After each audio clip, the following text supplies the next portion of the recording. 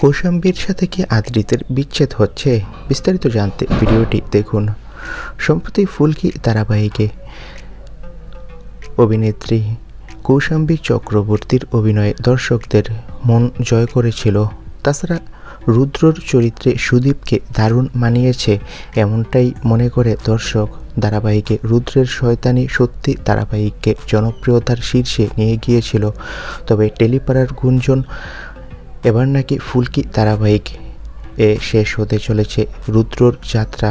ধারাবাহিকের আসন্ন পর্বে দেখা যাবে অনেক টুইস্ট। সেখানে নাকি কৌশাম্বীর বিদায় ঘটবে সিরিয়াল থেকে।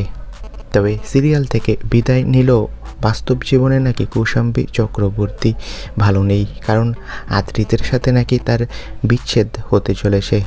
বর্তমানে তাদের মুখ দেখা দেখি বন্ধ। কৌশাম্বী বাপের বাড়ি চলে গিয়েছে। খুব শীঘ্রই নাকি তাদের বিচ্ছেদ হতে পারে। তো বন্ধুরা, এ বিষয়ে তোমাদের মন্তব্য কি কমেন্ট করে জানাও। ভিডিওটি ভালো লাগলে লাইক দিবে। ধন্যবাদ।